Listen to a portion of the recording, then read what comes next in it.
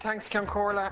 I too would like to congratulate Deputy Pringle and strongly support the motion, which I think puts forward an immediate solution to this issue, a human rights-based, humane approach to an issue which has been ignored for far too long. And I think it is the case that the nonsense that used to be put forward, that Ireland is an island of 1,000 welcomes, has certainly long been exposed. We're a country which has been quite happy over generations to send our young, our poor people to the ends of the earth because this country wasn't prepared to provide them with a decent standard of living. We were quite happy to send women who had children outside marriage as outcasts to other countries and expect those people to be taken on there, to expect our citizens who we weren't prepared to look after be welcomed with open arms in other shores. We'd hear things constantly, sure, everybody loves the Irish. Isn't it great? Aren't we the people who built Britain? We're great workers and all the rest. But when people come here trying to earn a living for themselves and a better life for their families, it's an entirely different matter. You know, it used to be said there's never any racism in Ireland. Well, there wasn't when there was never any people from other countries who wanted to come living here.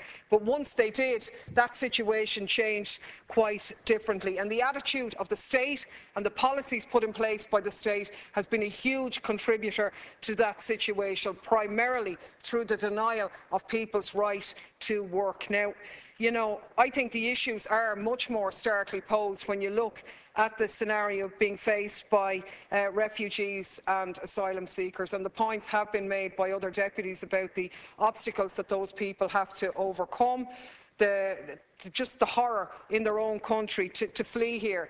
And they see Ireland as a safe haven, somewhere to build a new future. The decision to come to Ireland can have devastating consequences for people, and primarily I think that's graphically illustrated in the case of women.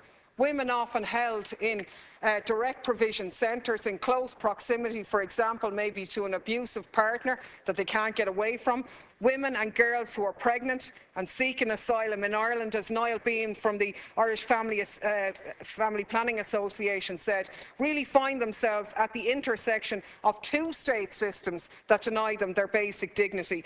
Direct provision on the one hand and our lack of abortion facilities on the other, both of which have been criticised by human rights bodies as violating human rights, discriminating and stigmatising people. And obviously that was graphically exposed in the case of Miss Y, who was a resident in a direct provision centre, and you'd have to ask the question, had she been given access to greater support in the community, would that have been different? Because it is the case, because of that restriction, we've had people forced to parent in a direct provision or reception centre, and it's just not good enough. Now, the figures have been out there, thousands of people, almost 2,000 of them children.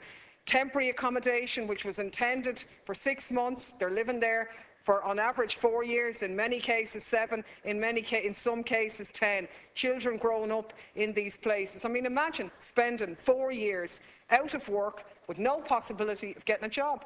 Imagine trying to raise your children on €19 with no possibility of that situation being bettered. And, you know, imagine overcoming all the sacrifices to really become a victim in a society which keeps you isolated. And it is a system of state-sponsored poverty.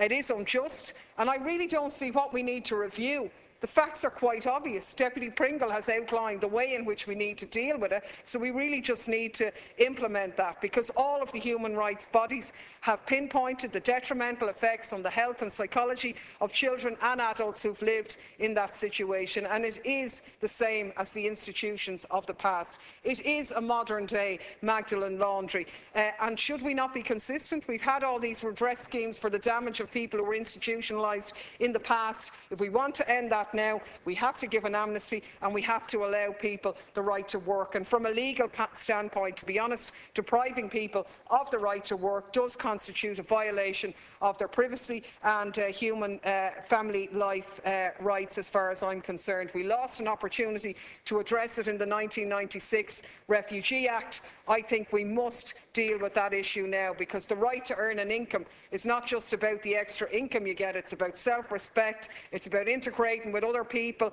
and it has a whole social value far beyond a monetary one.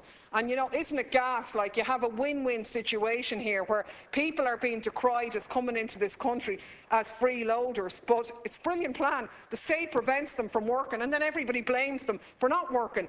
Meanwhile, the attention is taken off the real people who caused the problem in the first place, the bank bailout, the speculators and the gamblers whose debts are being transferred onto the shoulders of it is a great diversion, if you like. I think we should be welcoming more people here. I think we should be welcoming the diversity that brings. And, you know, we did, for example, in 2009, we took on and resettled 2 prisoners from Guantanamo Bay. At the moment, there's 79 prisoners, low-level risk, awaiting for release for years because the Americans won't let them be released into America. I think we should take more. We have nothing to be afraid of. Inviting people here, giving refuge, giving a safe haven to people is something that you'd think a country that was called the island of saints and scholars would be glad to do, and what's gone on has to stop. Thank you, Deputy. Deputy Richard Boyd.